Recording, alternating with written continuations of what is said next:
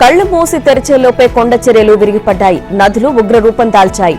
ప్రాణాలు అరచేతిలో పెట్టుకుని పరుగులు తీస్తున్న అమాయక ప్రజలను 5 అంతస్తుల ఎత్తున విరుచుకుపడిన రాకాసి వరద నీటి అలలు తన్నుకుపోయాయి. ఎక్కడి వారు అక్కడే జల సమాధి అయ్యారు. హిమాలయాల ఒడిలో ఉన్న నేపాలీ గ్రామాలను క్షణాల్లోనే శ్మశాన నిశ్శబ్దంలోకి నెట్టేసిన మహా విపత్తు ఇది. కానీ విని ఎరుగని జల ప్రళయం అటు చైనాలోని టిబెట్, ఇటు నేపాల్ సరిహద్దు గ్రామాలు, పట్టణాలను తుడిచిపెట్టేసింది. ఈ దారుణ ప్రకృతి నిలయానికి సుమారు 157 మంది వరకు ప్రాణాలు కోల్పోయారు.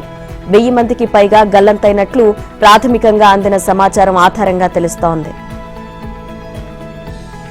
కైలాసం మానస సరోవరం యాత్ర కోసం వెళ్లిన సుమారు 100లాది మంది భక్తుల ఆచూకీ కూడా తెలియడం లేదు.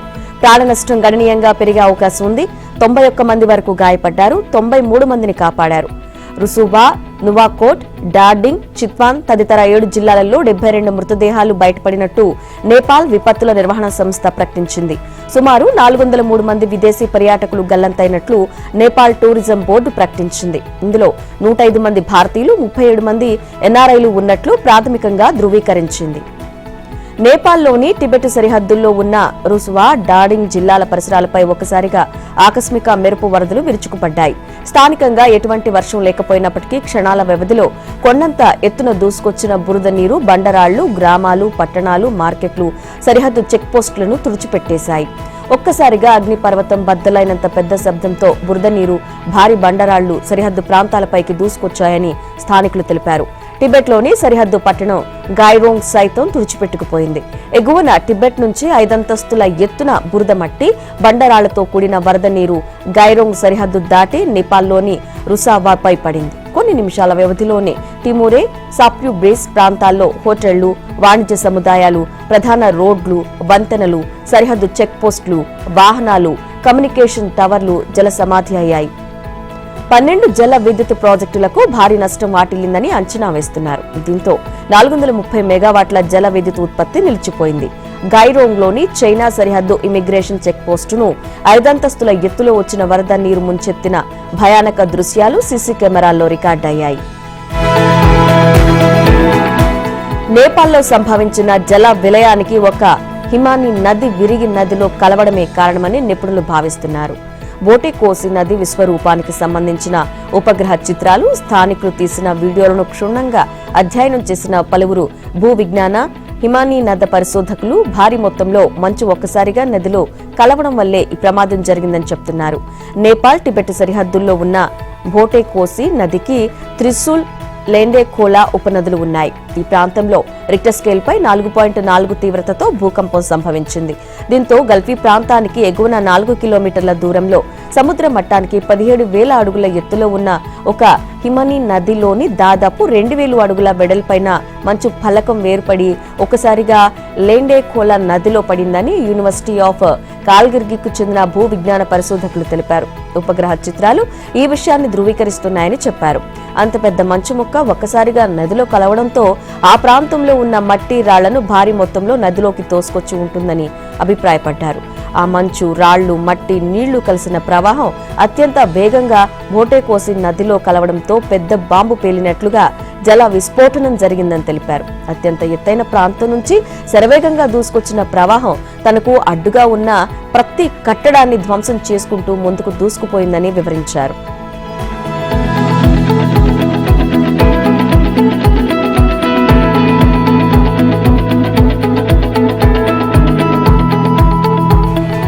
నైరుతి రుతుపవనాల సీజన్లో దేశంలో అసాధారణ వాతావరణ పరిస్థితులు నెలకొన్నాయని భారత వాతావరణ శాఖ అధికారి మురళీకృష్ణ తెలిపారు. గత కొన్నేళ్లుగా రుతుపవనాల్లో మార్పులు సంభవిస్తున్నాయన్నారు. మేఘాలు అనేక ప్రాంతాలకు విస్తరిస్తూ గంటల తరబడి ముసురుతో కూడిన వర్షాలు కురిసే పరిస్థితి మారిపోయిందని చెప్పారు. పసిఫిక్ మహాసముద్రం నుంచి వచ్చే రుతుపవన మేఘాలు ఈ సీజన్లో దక్షిణ చైనా వైపు వెళ్తూ ఉండడంతో భారతదేశంలోని అనేక ప్రాంతాల్లో ఒక మోస్తరు నుంచి తీవ్ర వర్షాభావం నెలకొందన్నారు. 4 నెలల నైరుతి రుతుపవనాల సీజన్లో వర్షాలు తగ్గడానికి ఎల్నిన్ ప్రభావం ఒకటే ప్రధాన కారణం కాదన్నారు.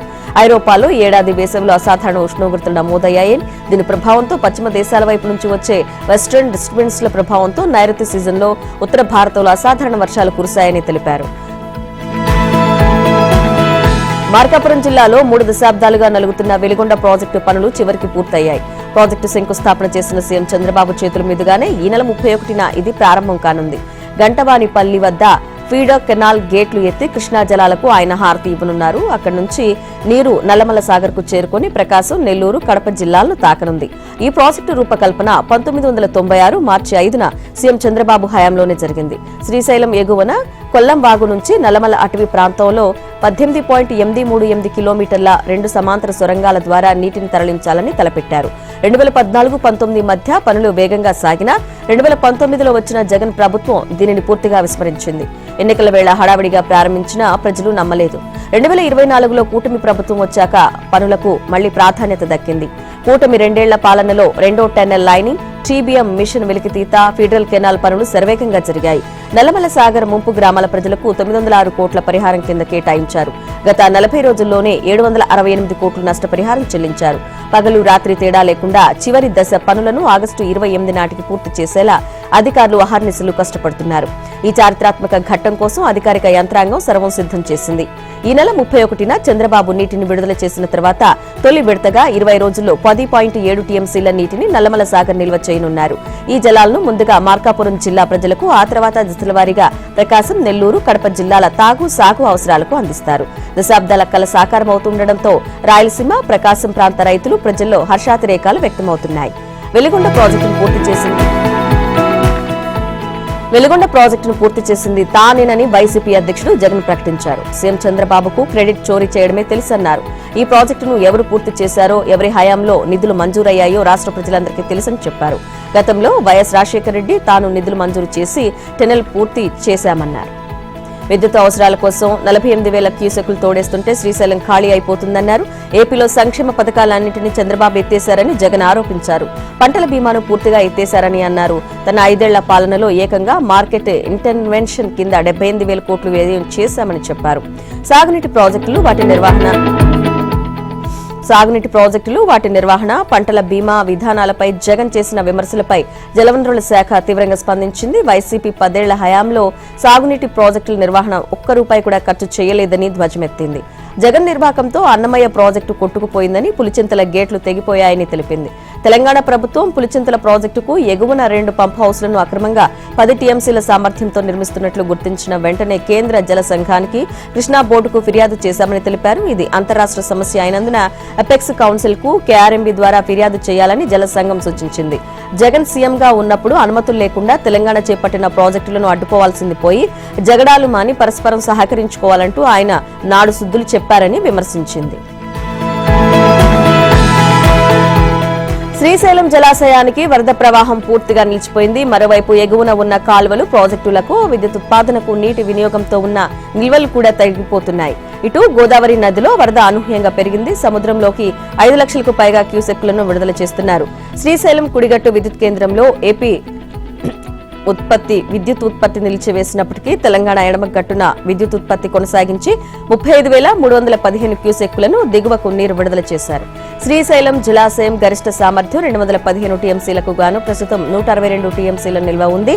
జూరాల ప్రాజెక్టు విద్యుత్ ఉత్పత్తి నుంచి 14,359 క్యూసెక్కులు విడుదల కాగా 15,219 క్యూసెక్కుల నీరు సాయంత్రానికి శ్రీశైలం వచ్చి చేరినట్టు ఇరిగేషన్ అధికారులు తెలిపారు.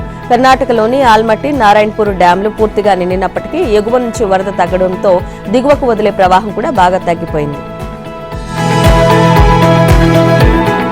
అధికారంలో ఉన్న 5 ఏళ్ల కాలంలో రాయలసీమకు ఏం చేశారో, ఇరిగేషన్ కి ఏం చేశారో చెప్పుకోలేని పరిస్థితిలో జగన్ ఉన్నారని మంత్రి నిమ్మల రామానాయుడు అన్నారు. శ్రీశైలం జలాశయానికి గత ఏడాది 2,000 టీఎంసీల నీరు వస్తే ఈ సంవత్సరం సూపర్ ఎల్నినో ప్రభావంతో కేవలం 208 టీఎంసీలే వచ్చాయని తెలిపారు. ఇందులో ఏపీ వాటా 66% అన్నారు. అందులో పోతిరెడ్డిపాడు, హంద్రినీవా, నాగార్జున సాగర్ కుడి ఎడమ కాల్వలు, కృష్ణా డెల్టా పరిధిలో తాగునీటికి 90 టీఎంసీలు, చెన్నై నగరానికి సరఫరా చేయాల్సిన నీటితో కలిపితే మొత్తం 100 టీఎంసీలు అవసరమన్నారు. దీనిని దృష్టిలో పెట్టుకుని శ్రీశైలం నుంచి అటు రాయలసీమకు రోజు 11,500 క్యూసెక్కులను పంపింగ్ చేస్తున్నామని తెలిపారు. తెలుగు రాష్ట్రాల మధ్య జలాల కోసం మళ్లీ పోరు మొదలైంది. నాగార్జున సాగర్ కుడి కాల్వ రెగ్యులేటర్ గేట్లు ఎత్తి నీటిని విడుదల చేసుకోవడానికి ఏపీ అధికారులు ప్రయత్నించగా తెలంగాణ అధికారులు అడ్డుకున్నారు. తర్వాత అటు ఏపీ అధికారులు, ఇటు తెలంగాణ అధికారులు నీటిని విడుదల చేసుకున్నారు.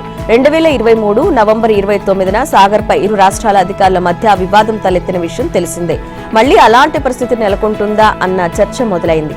నాగార్జున సాగర్ తెలంగాణ, ఆంధ్రప్రదేశ్ ఇరు రాష్ట్రాల ఉమ్మడి జలాశయం.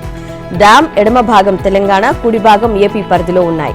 బుధవారం ఏపీ జలవనరుల శాఖ ఇంజనీర్లు సాగర్ కుడి ప్రధాన కాల్వ రెగ్యులేటర్ వద్దకు చేరుకుని గేట్లను ఎత్తడానికి ప్రయత్నించారు. తెలంగాణ నీటిపారుదల శాఖ ఇంజనీర్లు అడ్డుకున్నారు. తమ రాష్ట్ర తాగునీటి అవసరాలకు నీటి విడుదల చేసుకుంటున్నామని ఏపీ ఇంజనీర్లు చెప్పారు.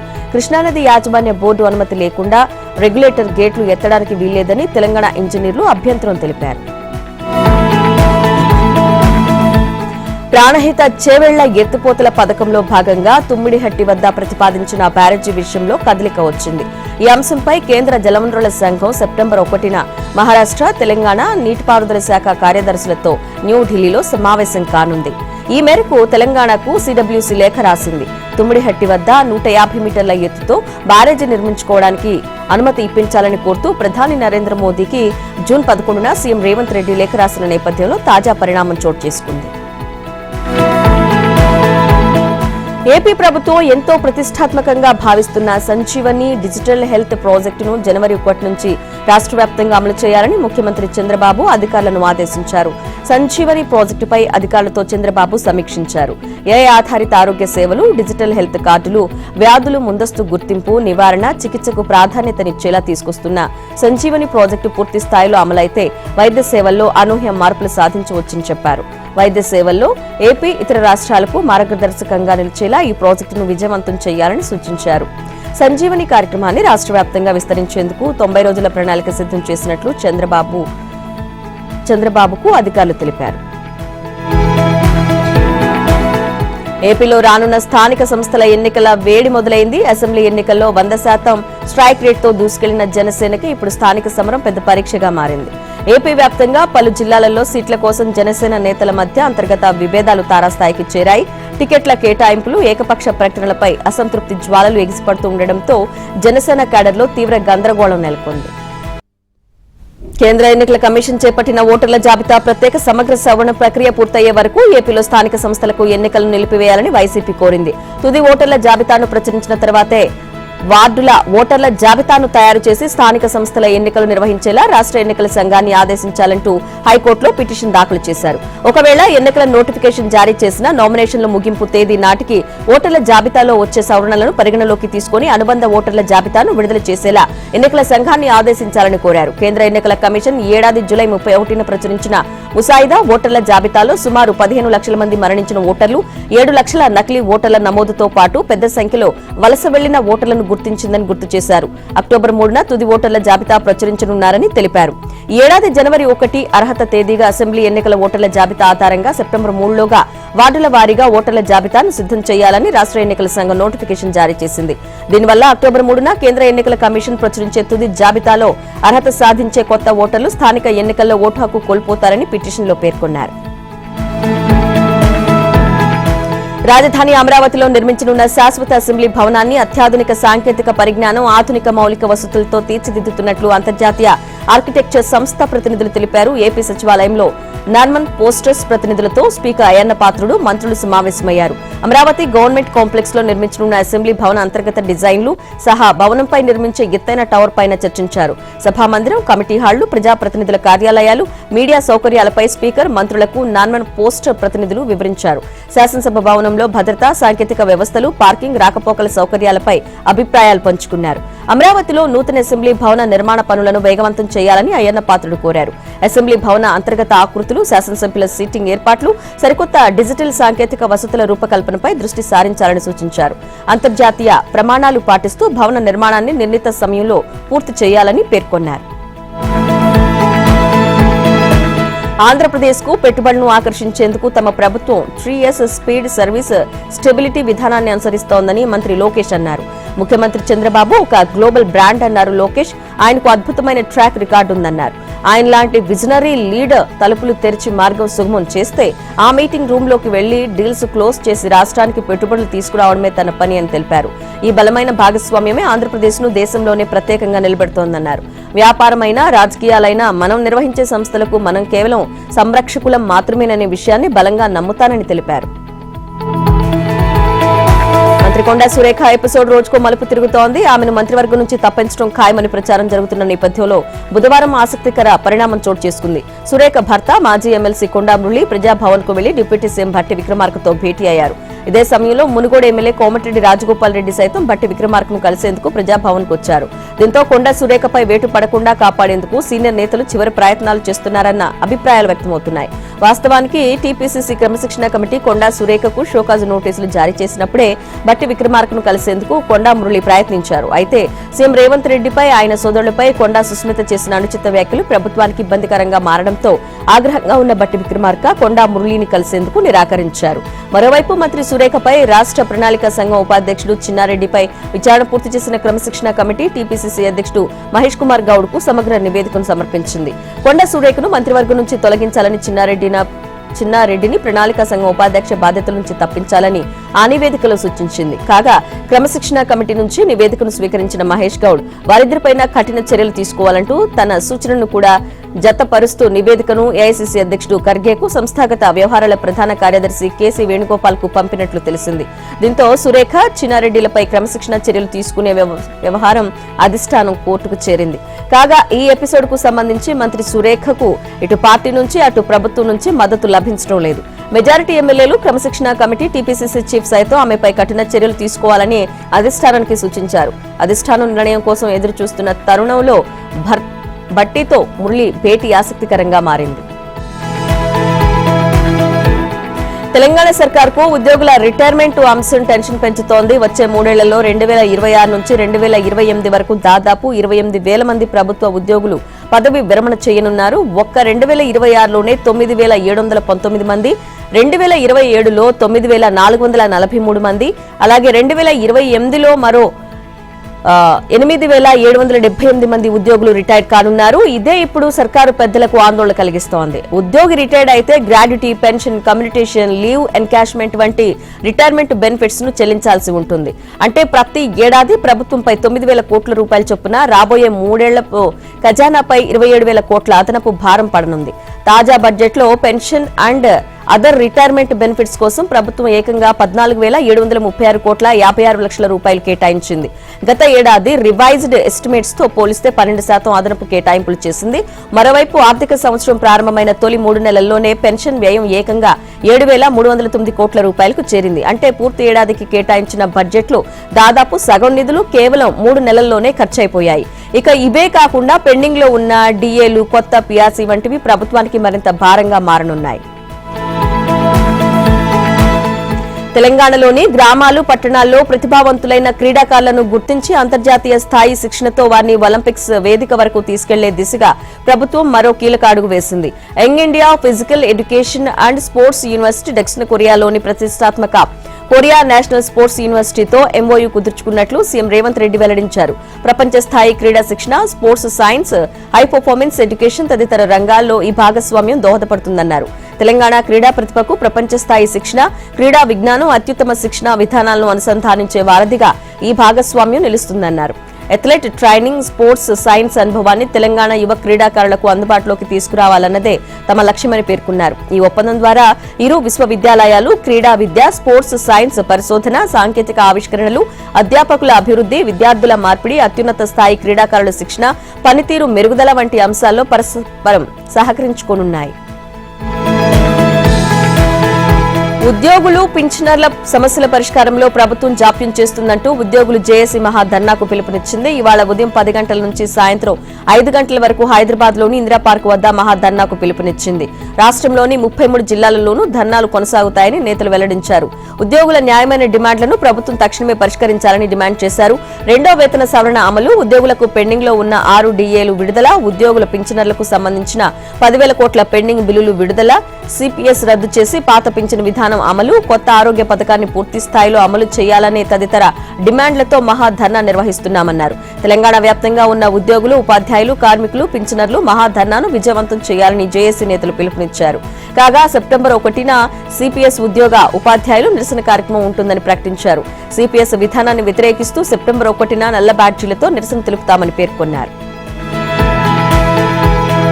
ప్రధాని మోదీ సెప్టెంబర్ 1వ తేదీన విదేశీ పర్యటన నుంచి తిరిగి వచ్చిన తర్వాత ఏ రోజైనా కేంద్రంలో మార్పులు చోటు చేసుకుంటాయని ఊహాగానాలు వినిపిస్తున్నాయి. మోదీ ఉజ్బెకిస్తాన్, కిర్గిస్థాన్ల పర్యటన శుక్రవారం నుంచి ప్రారంభమవుతుంది. ఆయన తిరిగి వచ్చిన అనంతరం అధికార యంత్రాంగంలో మార్పులతో పాటు గవర్నర్ల బదిలీలు, కొత్త నియామకాలు, కేంద్ర మంత్రివర్గ పునర్వ్యవస్థీకరణ, బీజేపీ పార్లమెంటరీ బోర్డు నియామకం జరుగుతుందని రాజకీయ వర్గాలు భావిస్తున్నాయి.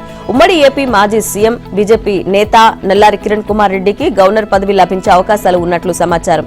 కేంద్ర మంత్రి కిషన్ రెడ్డికి పార్టీ పార్లమెంటరీ బోర్డులో సభ్యత్వం ఇవ్వవచ్చని తెలుస్తోంది. కాగా మోదీ ప్రభుత్వంలో 69 మంది మంత్రులు ఉండగా రాజ్యాంగం ప్రకారం మరో 12 మందిని నియమించుకునేందుకు అవకాశం ఉంది. ఇదిలా ఉండగా 70 ఏళ్ల వయసు దాటిన 12 మందికి పైగా కేబినెట్ సహాయ మంత్రులను తప్పించి యువతకు అవకాశం కల్పించాలని ప్రధాని మోదీ భావిస్తున్నట్లు సమాచారం. రాబోయే 2 ఏళ్లలో ఉత్తరప్రదేశ్, గుజరాత్, పంజాబ్, హిమాచల్ సహా 16 రాష్ట్రాల అసెంబ్లీ ఎన్నికలు జరగనున్న వేళ బీజేపీ అధిష్టానం మద్రాఫ్ ఆల్ రీసెట్ కు సిద్దమైంది. యువత అసంతృప్తి, హిందుత్వ ప్రభావం తగ్గడం వంటి సవాళ్లను అధిగమించేందుకు ప్రభుత్వం పార్టీ స్థాయిలో వ్యూహాత్మక మార్పులు చేస్తోంది. నయా అధ్యక్షుడు నితిన్ నవీన్ హయాంలో పార్లమెంటరీ బోర్డులో సీనియర్లను తప్పించి యూపీ సీఎం యోగి ఆదిత్యనాథ్, దేవేంద్ర ఫడ్నవీస్ తో పాటు కొత్త యువ సామాజిక ముఖాలకు చోటు కల్పించాలని భావిస్తోంది. జాతీయ క్రీడా దినోత్సవం సందర్భంగా ఇవాళ ఉదయం 11 గంటలకు ఖేలో ఇండియా డైలాగ్ కార్యక్రమాన్ని నిర్వహించనున్నారు. ఈ కార్యక్రమంలో ప్రధానమంత్రి నరేంద్ర మోదీ వర్చువల్ గా పాల్గొని యువతను ఉద్దేశించి ప్రసంగించనున్నారు. క్రీడలు, యువ నాయకత్వం, ఫిట్నెస్, దేశ నిర్మాణంపై యువతతో చర్చించనున్నారు. యువ సంవాద్లోని కీలక అంశాలపై మాట్లాడనున్నారు. క్రీడా మౌలిక వసతులు, కోచింగ్, స్పోర్ట్స్ సైన్స్ పైన ప్రత్యేక చర్చ నిర్వహించనున్నారు. దేశవ్యాప్తంగా ప్రతి జిల్లాలోని 2 కళాశాలల్లో ఈ కార్యక్రమాన్ని నిర్వహించేందుకు రంగం సిద్దమైంది. మేరా యువ భారత్ ఆధ్వర్యంలో ఈ ఈవెంట్ ను నిర్వహిస్తున్నారు. యువ నాయకత్వం, స్వచ్ఛంద సేవలను ప్రోత్సహించడం వంటి వాటిపై మోదీ ప్రసంగం ఉండనుంది. భవిష్యత్తు నైపుణ్యాలు, పౌర బాధ్యతపై ప్రధాని మోదీ దిశానిర్దేశం చేయనున్నారు. యువత ఆకాంక్షలు జాతీయ క్రీడా విధానంలో భాగం కావాలని ప్రధాని మోదీ పిలుపునివ్వనున్నారు. అలాగే 2026 ఒలింపిక్స్ లక్ష్యంగా ప్రతిభావంతుల గుర్తింపు, శిక్షణలపై ఆయన చర్చ నిర్వహించనున్నారు. ప్రధాని మోదీ నష్ ముక్త్ యువ ఉద్యమంపై యువతతో ప్రత్యేకంగా సంభాషించనున్నారు. క్రీడల ద్వారా మాదక ద్రవ్యాల వ్యసనాలను రూపుమాపడానికి ఈ కార్యక్రమాన్ని ప్రభుత్వం నిర్వహిస్తోంది. ఈ కార్యక్రమంలో భాగంగా యువతతో ప్రముఖ భారత క్రీడాకారులు, పతక విజేతలు తమ అనుభవాలను పంచుకోనున్నారు. భవిష్యత్తు నిర్మాణానికి సూచనలు చేయనున్నారు. పశ్చిమ బెంగాల్ రాజకీయం ఒకసారిగా వేడెక్కింది. నిరసనలు, అల్లర్ల పేరుతో ప్రభుత్వ, ప్రైవేటు ఆస్తులను ధ్వంసం చేసేవారి ఆట కట్టించేందుకు బెంగాల్ ప్రభుత్వం కీలక నిర్ణయం తీసుకుంది. తాజాగా పశ్చిమ బెంగాల్ ప్రజా శాంతి భద్రతల నిర్వహణ చట్టం 2026ను అమల్లోకి తీసుకొచ్చి సంచలనం సృష్టించింది. ప్రభుత్వ తీరుపై విపక్షాలు తీవ్రస్థాయిలో భగ్గుమంటున్నాయి. ప్రజాస్వామ్యయుతంగా జరిగే నిరసనలు, విద్యార్థి ఉద్యమాలను ఉక్కుపాదంతో అణిచేసేందుకు ఈ కఠిన చట్టాన్ని తెచ్చారని ప్రతిపక్షాలు మండిపడుతున్నాయి. మొత్తానికి యాంటీ గూండా సవరణ చట్టం బెంగాల్ రాజకీయాల్లో హాట్ టాపిక్ గా మారింది. శ్రీలంకతో టెస్ట్ సిరీస్ క్లీన్ స్వీప్ కు భారత్ మరింత చేరువైంది. ఫాలో ఆన్ లో పసింద్ సూర్య బండారా, కమిందు మెండిస్ అర్ధశతకాలతో పోరాడారు. కీలక తరుణంలో భారత స్పిన్నర్లు చెలరేగారు. దీంతో 2వ టెస్టులో ఆటకు 4వ రోజు 2వ ఇన్నింగ్స్ లో లంక 229/6 స్కోర్ చేసింది. వర్షం, వెలుతురు లేమితో ఆట నిలిపివేశారు. భారత బౌలర్లో మానవ్ సుతార్ 2 వికెట్లు పడగొట్టారు. ప్రస్తుతం శ్రీలంక 16 పరుగుల ఆధిక్యంలో ఉంది. అంతకుముందు తొలి ఇన్నింగ్స్ లో లంక 290 పరుగులకు ఆలౌట్ అయింది. ఫాలాన్ కు తప్పించుకోవాలంటే లంకకు మరో 39 పరుగులు కావాల్సి ఉండగా చేతిలో 2 వికెట్లు మాత్రమే ఉన్నాయి. కానీ ఓవర్ నైట్ స్కోరు 265 పరుగులకు 8, లంక 25 పరుగులు మాత్రమే జోడించగలిగింది. 213 పరుగుల లోటుతో 2వ ఇన్నింగ్స్ బరిలోకి దిగిన లంక ఓపెనర్ ఉడారా 3 వికెట్లను వేగంగా చేజార్చుకుంది. అయితే మరో ఓపెనర్ మిషారా ఫామ్ లో ఉన్న పసింద్ 2వ వికెట్ కు 58 పరుగుల భాగస్వామ్యంతో ఆదుకునే ప్రయత్నం చేశారు. మిషారాను జడేజా ఎల్బీగా వెనక్కి పంపాడు. ఈ దశలో జత కలిసిన పసింద్, మెండిస్ 3వ వికెట్ కు 115 పరుగుల భాగస్వామ్యంతో పోరాడారు. మరోవైపు ఐసీసీ టెస్ట్ బౌలర్ల ర్యాంకింగ్స్ లో బుమ్రా తన నెంబర్ 1 స్థానాన్ని కోల్పోయాడు. తాజా ర్యాంకింగ్స్ లో ఆస్ట్రేలియా పేసర్ మిచెల్ స్టార్క్ 2 స్థానాలు ఎగబాకి అగ్రస్థానాన్ని సొంతం చేసుకున్నాడు. బుమ్రా 1 స్థానం దిగజారి ద్వితీయ స్థానానికి పరిమితమయ్యాడు.